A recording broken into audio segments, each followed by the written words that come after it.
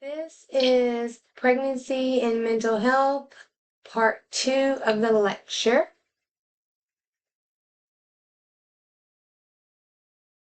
We will continue with substance use and addictive disorders.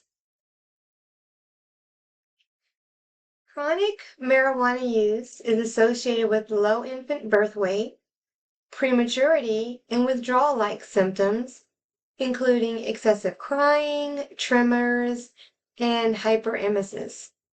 They may even have severe and chronic vomiting. Crack cocaine used by women during pregnancy may cause behavioral abnormalities such as increased irritability and crying, decreased desire for human contact. Infants born to mothers dependent on narcotics go through a withdrawal syndrome at birth. Stimulants, including cocaine, methamphetamines, ecstasy, and prescription stimulants, are the second most often used and abused substances in the United States. Cocaine use affects many organ systems, most notably the central nervous and cardiovascular systems. Vasoconstriction leads to a decrease in placental blood flow and consequently reduces oxygen and nutrient delivery to the developing fetus, with potential for fetal growth retardation, low birth weight, and preterm delivery. It also contributes to hypertension in the mother and fetus with a risk of premature rupture of membranes, placental abruption, or hemorrhage throughout pregnancy. Amphetamines include a group of stimulants such as prescription medications to treat attention deficit hyperactivity disorder, methamphetamines, 3,4-methyl dioxamphetamine, which is ecstasy, and 3,4-methyl dioxymethamphetamine, which is MDMA, an amphetamine-like compound with a hallucinogenic property. Amphetamines can be taken orally, intravenously, or by insufflation. Amphetamines, like cocaine, have vasoconstrictive properties resulting in maternal hypertension and postpartum hemorrhage, along with risk of preterm labor, intrauterine growth retardation, congenital birth defects, neonatal death. Inpatient treatment should be considered in the management of stimulant withdrawal during pregnancy. So this chart is the decision tree on initiation treatment of psychiatric symptoms in pregnant women. The U.S. Food and Drug Administration established a new labeling format structured to help guide prescribing decisions and to aid in counseling pregnant and lactating women. So before, we used the classification system, which had 5 categories, A, B, C, D, and X. Those categories helped us to understand the safety of medications. With A being safe, the safest, A and B were pretty safe. If you saw they were category A and B, you could prescribe those. Categories D and X, definitely not. You would not give those. In category C was kind of falling in the middle. You had to weigh the risk versus benefits. So now that system has gone away, and there is a new format, and it's referred to as Pregnancy and Lactation Labeling Rule, or the PLLR. That just came about in June of 2015. And pretty much you have to weigh the risk versus the benefits. Management of mental illness during pregnancy and lactation is complex. Healthcare providers are faced with treating 2 medical conditions and must consider the welfare of the mother, the infant, and the family. Fetal exposure to psychotropic medication is classified as heterogenicity, neonatal toxicity, and behavioral teratogenicity. I probably said that wrong. Teratology is the study of congenital malformations, including the effects of drugs and maternal conditions on the developing embryo. A teratogen is an agent that interferes with in utero development, resulting in some type of organ malformation. So let's look. If they have psychiatric symptoms, is the patient pregnant? Yes. Okay, so then we go down the chart. Is there any active substance misuse? Follow the chart. If there are, you discuss risks and options for treatment of substance misuse and consider discontinuing medications. If not, if it's a no, can tolerate med DC.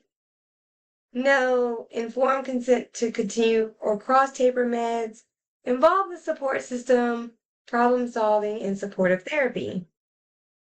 If they can tolerate discontinuing the meds, then you discontinue the meds, monitor closely, collaborate with their GYN or their gynecological providers, involve their support system in supportive therapy.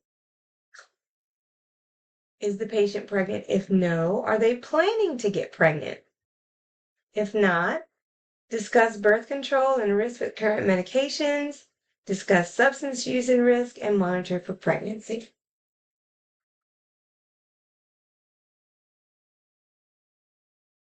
Okay, so the susceptibility of a fetus to a teratogen depends on the developmental state of pregnancy. Embryogenesis occurs during the first weeks after fertilization. Exposure to teratogens here usually results in a spontaneous abortion or no adverse effect and is therefore referred to as the all or nothing period. The formation of most major organs, except for the central nervous system, is complete within 12 weeks after conception. It is during this period of organogenesis, particularly between the 3rd and the 8th week of gestation, that the risk of teratogenesis is highest.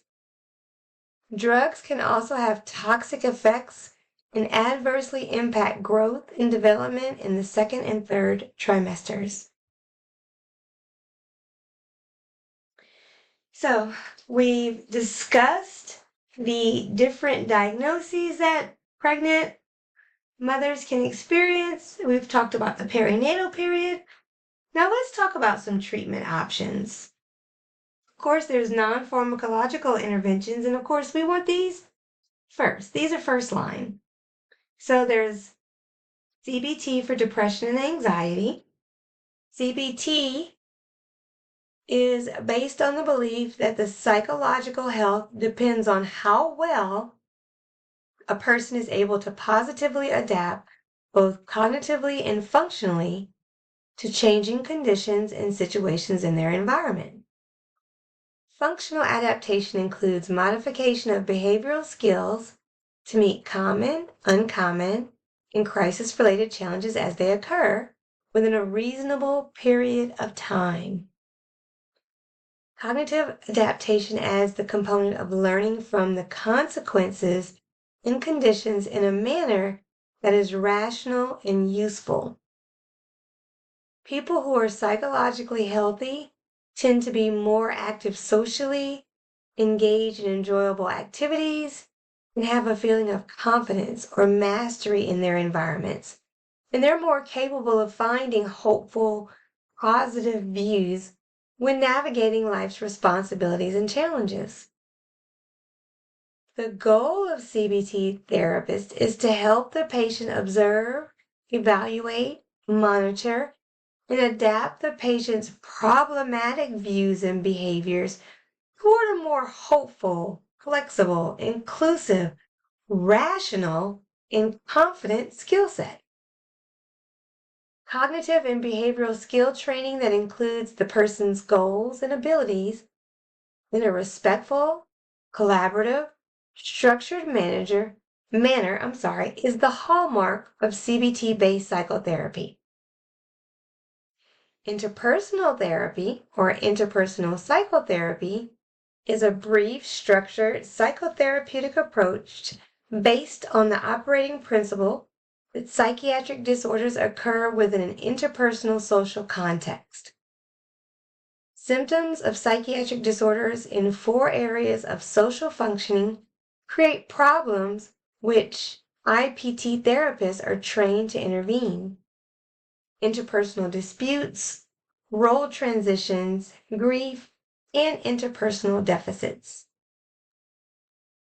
Mindfulness-based stress reduction is a program that teaches individuals how to cultivate present moment awareness and reduce stress through mindfulness practices. It combines techniques like meditation, breathing techniques, and yoga or stretching to help individuals manage stress, anxiety, and depression. Group therapy and perinatal support groups are psychodynamic, cognitive, behavioral, or person-centered. It focuses on healing coming from group members. The group therapist provides unconditional positive regard for the group members. The group leader creates a trusting environment and honest feedback is provided to and among group members. The group leader shows empathy and authenticity towards group members. Lastly, consider electroconvulsive therapy or ECT. This is used for severe depression or psychosis when medications are contraindicated or ineffective. ECT is a medical procedure that uses electrical stimulation to induce a brief seizure in the brain. It is often used to treat depression, mania, or other mental health conditions when other treatments haven't been effective. ECT is performed under general anesthesia, and patients typically don't remember the procedure. And we will talk a little bit more about this further in the discussion. Now let's talk about some psychopharmacology. No definitive assurances exist that any drug is entirely without risk during pregnancy and lactation.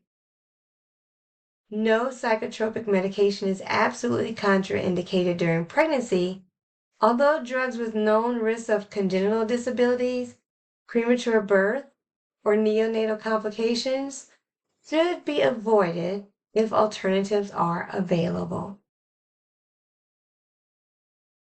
Women who are pregnant or lactating are excluded from clinical trials. It is only recently that women of childbearing age have been able to participate in these studies. As a result, there are large gaps in knowledge of the effects of psychotropic agents on the developing fetus and the neonate. Most of what is known are the result of anecdotal reports or data from registries. The basic rule is to avoid administering any drug to a woman who is pregnant, particularly during the first trimester, or who is breastfeeding a child unless the mother's psychiatric disorder is severe and the therapeutic value of the drug outweighs the theoretical adverse effects on the fetus or newborn. A woman may elect to continue on medication because she doesn't want to chance a possible recurrence of painful or disabling symptoms. The FDA classified paroxetine as a pregnancy category D medication in the former FDA classification system. In 2005, the FDA issued an alert that paroxetine increases, let's get you guys paroxetine. Paroxetine increases the risk of congenital disabilities, particularly heart defects, when women take it during the first 3 months of pregnancy. Paroxetine should usually not be taken during pregnancy, but for women who have already been taking paroxetine, The benefits of continuing paroxetine may be greater than the potential risk to the baby. Women taking paroxetine who are pregnant, think they may be pregnant, or plan to become pregnant should talk to their physicians about the potential risks of taking paroxetine during pregnancy.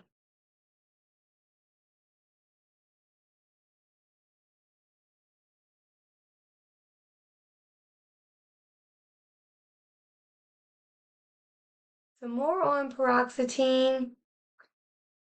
The FDA alert was based on findings on the studies that showed that women who took paroxetine during the first 3 months of pregnancy were about 1.5 to 2 times as likely to have a baby with a heart defect as a woman who received other antidepressants or women in the general population. Most of the heart defects in these studies were not life-threatening. It happened mainly in the inside walls of the heart muscle, where repairs can be made if needed. The atrial and ventricular septal defects. Sometimes these septal defects resolve without treatment. In one of the studies, the risk of heart defects in babies whose mothers had taken paroxetine early in pregnancy was 2%, compared with a 1% risk in the whole population. In the other study, the risk of heart defects in babies whose mothers had taken paroxetine in the first 3 months of pregnancy was 1.5%, compared with 1% in babies whose mothers had taken other antidepressants in the first 3 months of pregnancy. This study also showed that women who took paroxetine in the first 3 months of pregnancy were about twice as likely to have a baby with any congenital disability as women who took other antidepressants. Among the newer antidepressants, paroxetine is the only one to carry a warning from the FDA, the result of an increased risk of cardiac malformation. The agents with the most well-documented risk of specific congenital disabilities are lithium,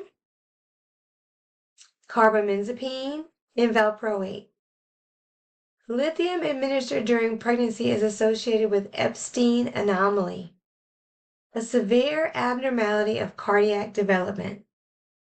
Although recent evidence suggests that the risk is not as significant as previously believed, it is still a risk. Carbamazepine and valproic acid are associated with neural tube defects, which can be prevented by the use of folate during pregnancy. Lamotrigine may cause oral clefts when used during the first trimester. Some experts advise that all women of childbearing age who are treated with psychotropics take supplemental folate.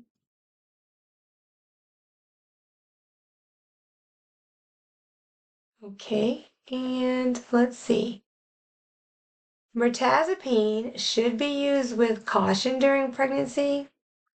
There are few studies or clinical reports of nifazodone during pregnancy. Nifazodone should therefore be used during pregnancy only if the potential benefit to the mother outweighs the potential risk to the fetus. It is not known whether nifazodone is excreted in human breast milk. Therefore, it should be used with caution by lactating mothers. DRAs are secreted in the breast milk, although concentrations are low. Women taking these agents should be advised against breastfeeding.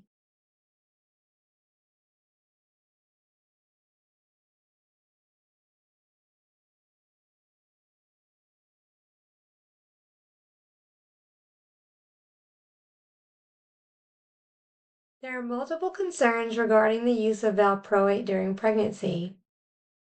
Women who require valproate therapy should therefore inform their physicians if they intend to become pregnant. First trimester use of valproate has been associated with a 3 to 5% risk of neural tube defects, as well as an increased risk of other malformations affecting the heart and other organ systems. Multiple reports have also indicated that in utero exposure to valproate may negatively affect cognitive development in children of mothers who take valproate during pregnancy. They have lower IQ scores at age 6 years compared to those exposed to other anti-epileptic drugs. Fetal valproate exposure has dose-dependent associations with reduced cognitive abilities across a range of domains. Valproate exposure may also increase the risk of autistic spectrum disorder. Valproate is associated with teratogenicity, most notably neurotube defects or spinal bifida. The risk is about 1 to 4% of all women who take valproate during the first trimester of pregnancy. The risk of valproate-induced neural tube defects can be reduced with daily folic acid supplements. All women with childbearing potential who take the drug should be given folic acid supplements. Infants breastfed by mothers taking valproate develop serum valproate concentrations 1 to 10% of maternal serum concentrations.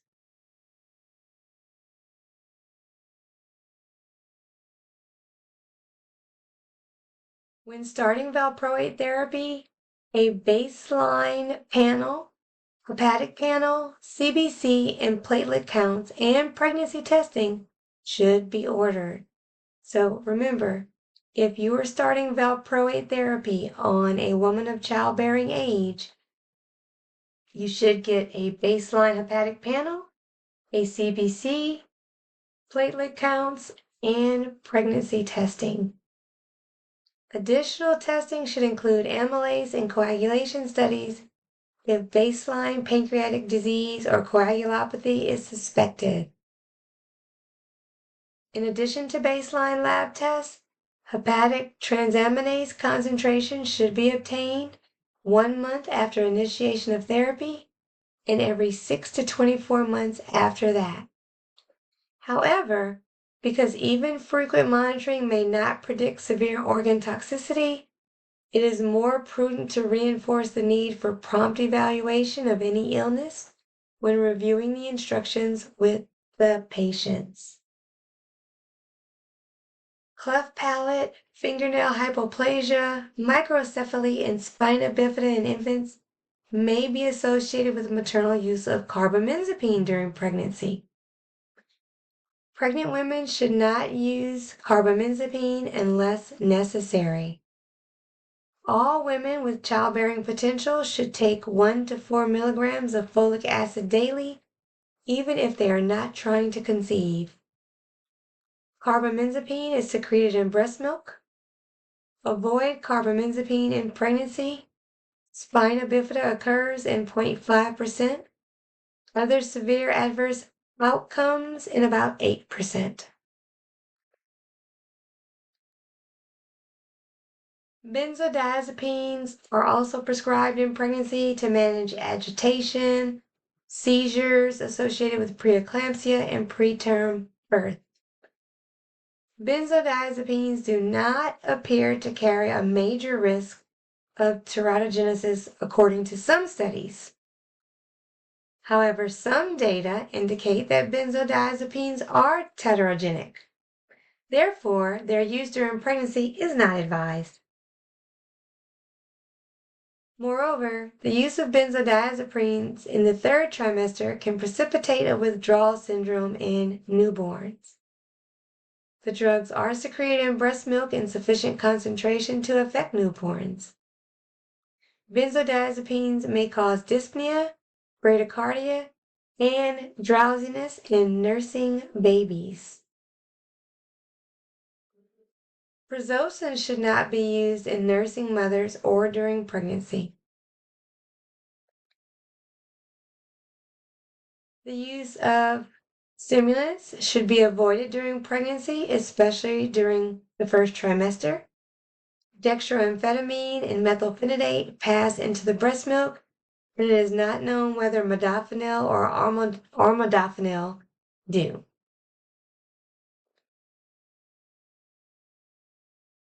Methadone maintenance, combined with effective psychosocial services and regular OB monitoring, significantly improves obstetric and neonatal outcomes for women addicted to heroin. Enrollment of a heroin-addicted pregnant woman in such a maintenance program reduces the risk of malnutrition, infection, preterm labor, spontaneous abortion, preeclampsia, eclampsia, abruptio placentae, and septic thrombophlebitis. The dosage of methadone during pregnancy should be the lowest effective dosage, and no withdrawal to abstinence should be attempted during pregnancy. Methadone is metabolized more rapidly in the third trimester, which may necessitate higher doses. The daily dose can be administered in 2 divided doses during the third trimester to avoid potentially sedating post-dose peak plasma concentration. Methadone treatment has no known teratogenic effects. So let's talk about some neonatal methadone withdrawal symptoms. Withdrawal symptoms in newborns frequently include tremor, a high-pitched cry, increased muscle tone and activity, poor sleep and eating, mottling, yawning, perspiration, and skin excoriation. Convulsions that require aggressive anticonvulsant therapy may also occur. Withdrawal symptoms may be delayed in onset and prolonged in neonates because of their immature hepatic metabolism. Women taking methadone are sometimes counseled to initiate breastfeeding as a means of gently weaning their infants from methadone dependence, but they should not breastfeed their babies while still taking methadone. Subutex, or the buprenorphine mono, should be used only for pregnant patients, although recent studies are investigating whether the combination buprenorphine-naloxone is safe in pregnancy, or for patients who have documented anaphylactic reaction to naloxone. Persons who take an overdose of clonidine may present with coma or constricted pupils, symptoms similar to those of an opioid overdose. Other symptoms of overdose are decreased blood pressure, pulse, and respiratory rate. Guanfacine overdose produces a milder version of these symptoms. Clonidine and guanfacine should be avoided during pregnancy and by nursing mothers.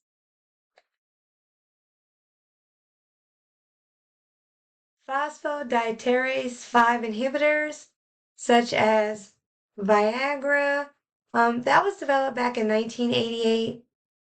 Pregnant women should not take these. So there's not a whole lot to tell you besides these medications are indicated for, of course, male erectile dysfunction. There is some anecdotal evidence of these drugs being effective in women.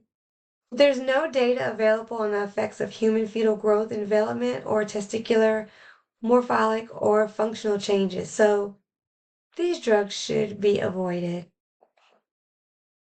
Weight loss medications, that's a no-go. Pregnant women should not be taking weight loss medications. Phytomedicines, dopamine agonists activate dopamine receptors in the absence of endogenous dopamine, and they've been widely used to treat idiopathic Parkinson's disease, hypoprolactinemia,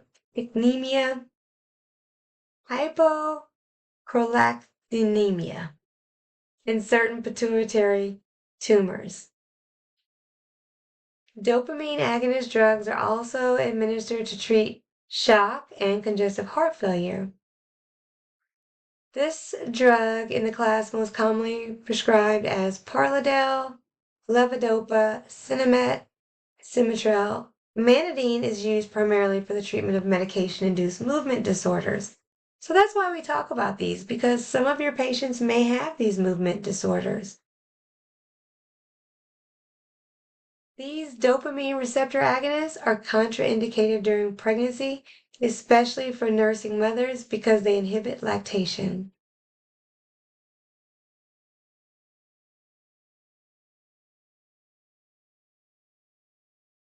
Okay. Also, for herbal medications, attempt to get a history of herbal use and the use of medical foods or nutritional supplements during your eval because many of those are also contraindicated in pregnancy. Okay, a little bit about ECT. What you see here is different things that electroconvulsive therapy is used for. Notice major depressive disorder, schizoaffective, schizophrenia with acute exacerbation or catatonic subtype. ECT has no absolute contraindications, only situations in which a patient is at increased risk and has an increased need for close monitoring. Pregnancy is not a contraindication for ECT, and fetal monitoring is generally considered unnecessary unless the pregnancy is high risk or complicated.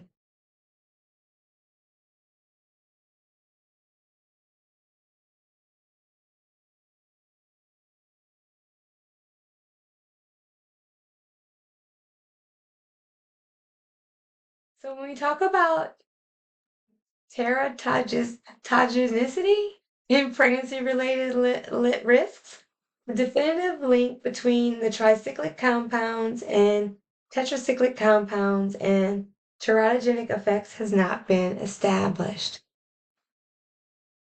So there's the TCAs, the MAOIs, and lithium, which I told you we talk about lithium again, and there's environmental factors.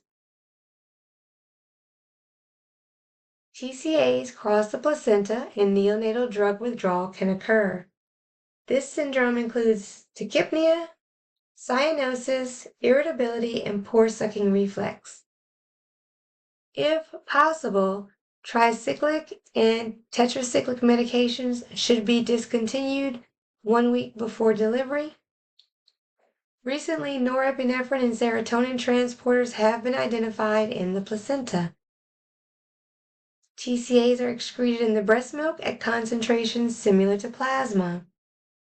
The actual quantity delivered, however, is small, so drug levels in the infant are usually undetectable or very low. Because the risk of relapse is a serious concern in patients with recurrent depression, and these risks may be increased during pregnancy or the postpartum period, the risks and benefits of continuing or withdrawing treatment need to be discussed with the patient and weighed carefully. TCAs may cause withdrawal syndrome in newborns consisting of tachypnea, cyanosis, and irritability. MAOIs are contraindicated during pregnancy, although data on their teratogenic risks are minimal.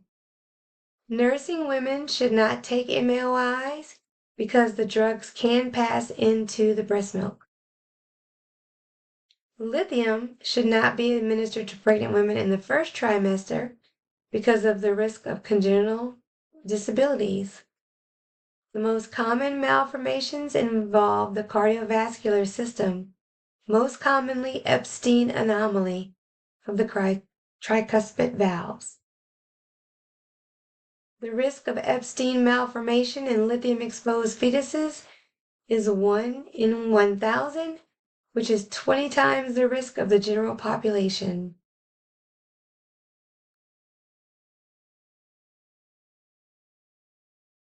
A woman who continues to take lithium during pregnancy should use the lowest effective dosage.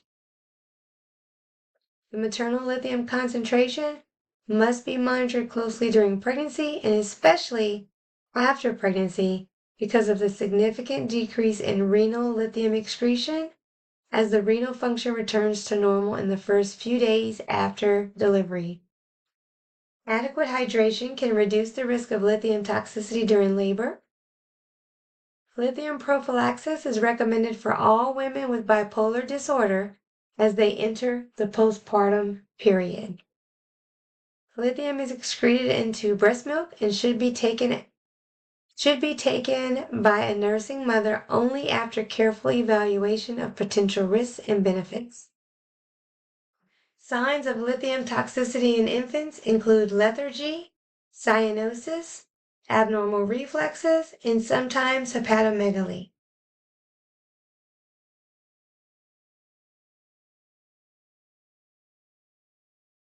Maternal conditions like diabetes, endocrinopathies, nutritional deficiencies, starvation, drug and substance addictions, maternal infections, rubella, toxoplasmosis, syphilis, herpes. All of these are environmental conditions that can affect the fetus.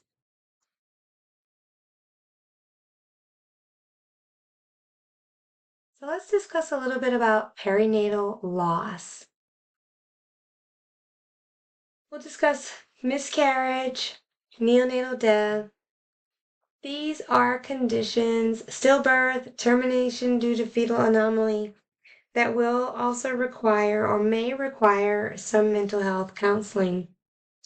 Miscarriage or spontaneous abortion is loss of pregnancy before 20 weeks gestation. And stillbirth is the death of an infant of at least 20 weeks gestation.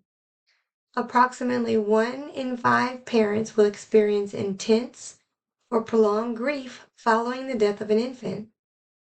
Grief associated with perinatal loss is complex, and parents are confronted with the simultaneous task of letting go and holding on.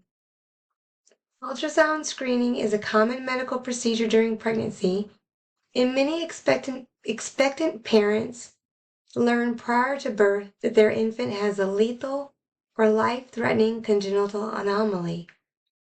Most parents are not prepared to receive the diagnosis of a congenital defect, which can challenge their coping ability. Several strategies that are important to parents when faced with this situation, like allowing the time to process the information, using non-technical and non-judgmental language, and conveying empathy, helps to promote understanding and decision-making. Validation and respect for parental choice facilitates the grieving process and can avoid future adverse psychosocial outcomes.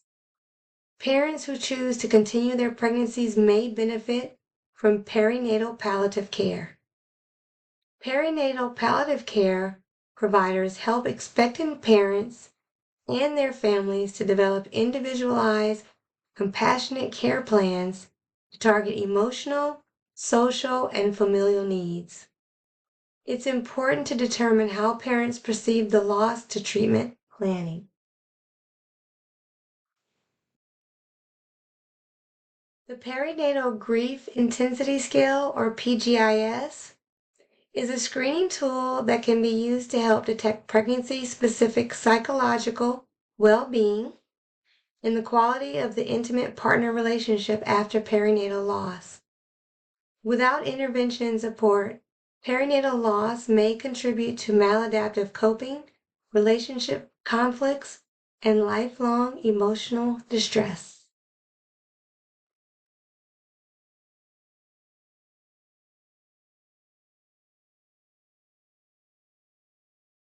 So remember the Perinatal Grief Intensity Scale, PGIS, and what it is used for.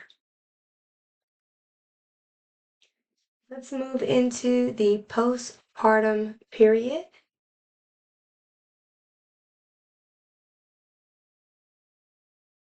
So some postpartum consideration. Postpartum blues are characterized by mild depressive symptoms such as sadness, cheerfulness, irritability, and insomnia. It's estimated that about 40 to 80% of women experience postpartum blues. Postpartum blues are transient, with onset several days after delivery, that spontaneously remit 2 weeks after delivery. These symptoms do not interfere with a woman's ability to function, and treatment is not required. Should symptoms persist longer than 2 weeks, closer evaluation is required, as women who experience postpartum blues do have a risk of developing postpartum depression. The prevalence of postpartum depression is estimated at 10 to 15% and is the most frequent type of perinatal mood disorder. Postpartum depression usually emerges over the initial 2 to 3 months of the postpartum period. A variety of factors have been associated with the risk and development of postpartum depression, including a history of depression, prior history of postpartum depression, stressful life events, lack of social support, and dysfunctional personality style. Perinatal loss, including miscarriage, stillbirth, and neonatal death, are also associated with postpartum depression.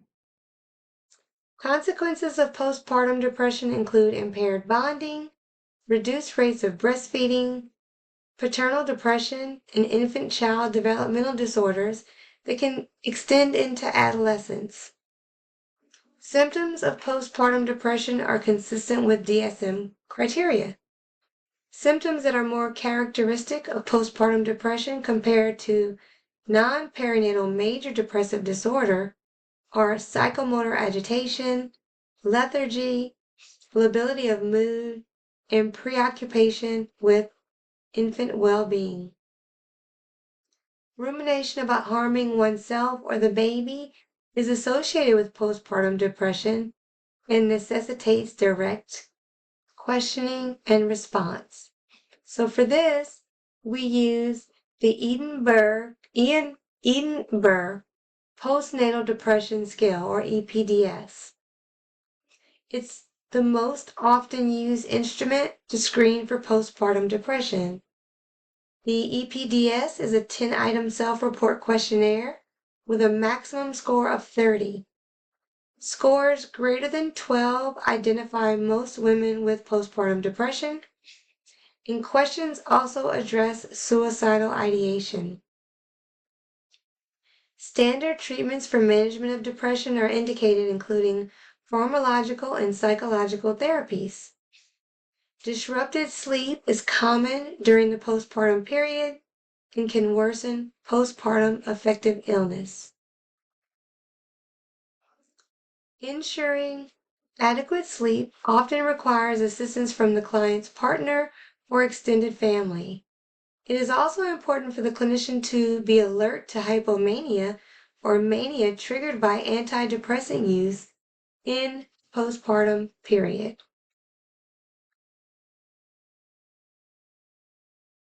Puerperal psychosis or postpartum psychosis occurs in 1 to 2 births per 1,000. Most episodes of postpartum psychosis develop within 2 weeks after delivery, with more than 50% of symptoms onset within 1 to 3 days. This typically presents as mania, severe psychotic depression, or mixed states. Insomnia, fluctuations in mood, and obsessive type thinking about the newborn are often followed by more severe symptoms such as delusions, hallucinations, or disorganized behavior. The manic profile is marked by mania with high levels of agitation. Many women in this profile have a prior diagnosis of bipolar disorder. The depressive profile is the most common and carries high rates of anxiety, along with greatest risk for suicide and self-harm. Women in this group tend to receive treatment later compared to other subtypes. In the atypical profile, women had either disturbance of consciousness or disorientation, lending support to a possible organic etiology of illness. For these women, hospitalization was most often required due to self-neglect. Affective symptoms are very prevalent across all subtypes, with irritability considered a hallmark feature. Delusions and hallucinations are also consistent across all subtypes. Delusions of paranoia and of reference are common and often contain childbirth-related themes. The etiology of postpartum psychosis is unknown, but the triggering event is childbirth. The strongest risk factor for postpartum psychosis is a history of bipolar disorder or severe postpartum episodes. Once a woman experiences an episode of postpartum psychosis, the risk of recurrent with each subsequent delivery is between 30 and 50%. Postpartum psychosis is considered a psychiatric emergency requiring inpatient psychiatric treatment. Because the onset of symptoms tends to be rapid and the course of illness fluctuates with periods of confusion, it is important to do a thorough medical workup to rule out organic causes of psychosis. Some differential diagnoses include infection, eclampsia, thyroiditis, less frequently autoimmune encephalitis, primary hypoparathyroidism, vitamin deficiency, stroke, and drug-induced psychosis. Childbirth. Let me go back. Childbirth can precipitate schizophrenia.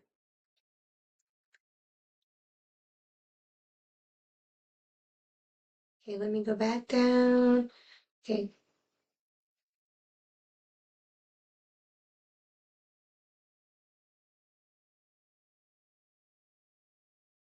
Childbirth can precipitate schizophrenia, depression, reactive psychosis, mania, and depression. Affective symptoms are most common. Suicide risk is reduced during pregnancy, but increased during the postpartum period. Some psychiatric emergencies in the pregnant population include brief psychotic disorder. Of course, we've had brief psychotic disorder before. That's emotional turmoil, extreme lability, acutely impaired reality, testing after obvious psychosocial stress. Hospitalization is often necessary. Low dosage of antipsychotics may be necessary, but this often revolves spontaneously. Postpartum psychosis. Childbirth can precipitate schizophrenia, depression, reactive psychosis, mania, and depression, which we've talked about on the last slide. Suicide risk is reduced during pregnancy, but increased in the postpartum period. Danger to self and others, including the infant, must be evaluated and proper precautions taken. Medical illness presenting with behavioral aberrations is included in the differential diagnosis and must be sought and treated. Rape. Not all sexual violations are reported. Silent rape reaction is characterized by loss of appetite, sleep disturbance, anxiety, and sometimes agoraphobia. Long periods of silence, mounting anxiety, stuttering, blocking, and physical symptoms during the interview when the sexual history is taken. Fear of violence and death, of contracting a sexually transmitted disease, or being pregnant. Rape is a major psychiatric emergency. The victim may have enduring patterns of sexual dysfunction, crisis-oriented therapy, social support, ventilation, reinforcement of healthy traits, and encouragement to return to the previous level of functioning as rapidly as possible. Legal counsel, thorough medical exam, and test to identify the assailant.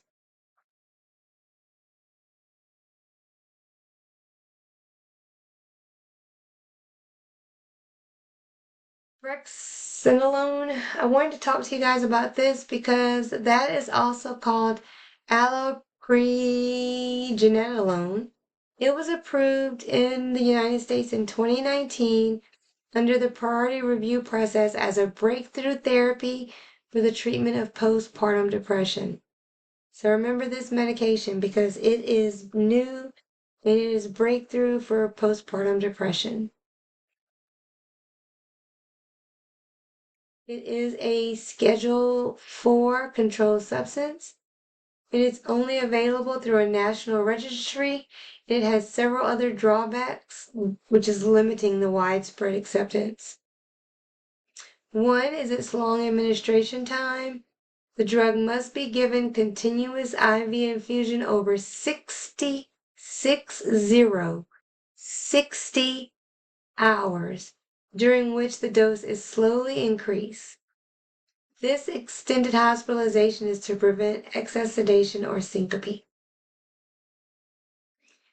One of the other drawbacks is the cost. The cost of this medication is $34,000 for a single dose.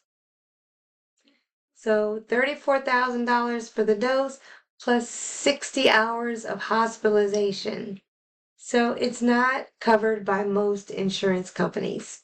Surprise, surprise. Okay, this is the Edinburgh schedule that I was talking to you guys about. You can see this in your books. And this just goes over the different questions. So while you do not need to memorize the questions, you do need to be familiar with the scoring.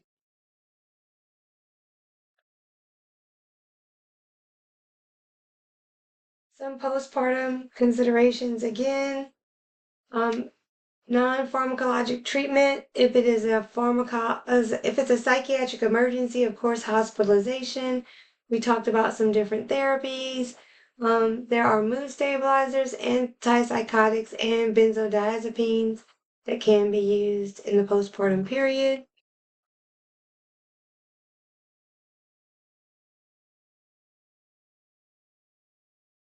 We'll talk briefly on intimate partner violence. That's violence against women during pregnancy. Prevalence is about 3.2%. Screening should be done during each trimester.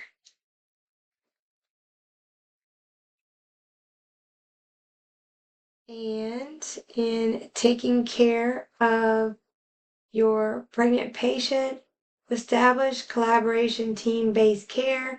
You want to take care of that patient with you, the social worker, the OBGYN, and have pediatrics involved. The pregnant patient should have frequent mental health check-ins, fetal developmental monitoring, and medication blood levels when applicable.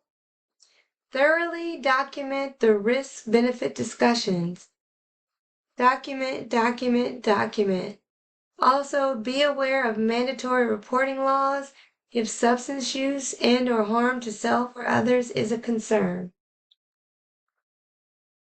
Lastly, final tips and takeaways. Pregnancy can be a heightened risk for the onset of psychiatric disorder. Postpartum period carries significant vulnerability. Psychological therapies are available for treatment. Treatment should involve consideration of risk versus benefits. Assess the fetal risk. Psychiatric emergencies require immediate intervention, and psychiatric disorders are associated with multiple psychosocial stressors. Pregnancy can be a time of a heightened risk for a psychiatric disorder or an exacerbation of a chronic illness.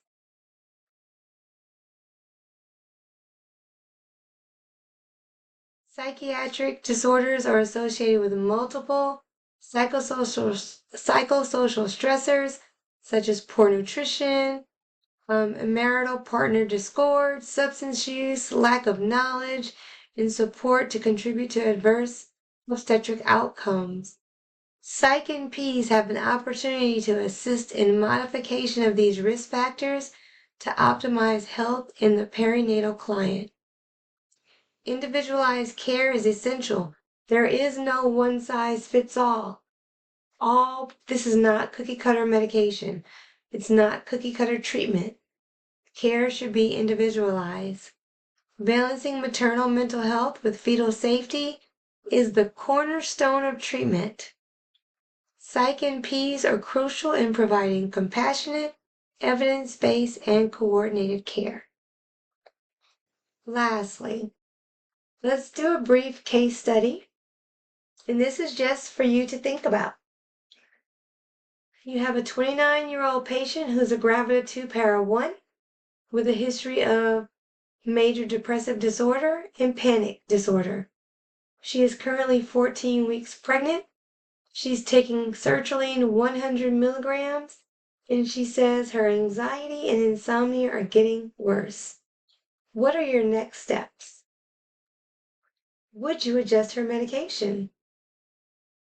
What non-pharmacological strategies would be helpful?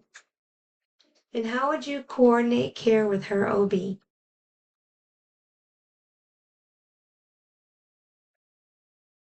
That is the end of part 2 of your lecture.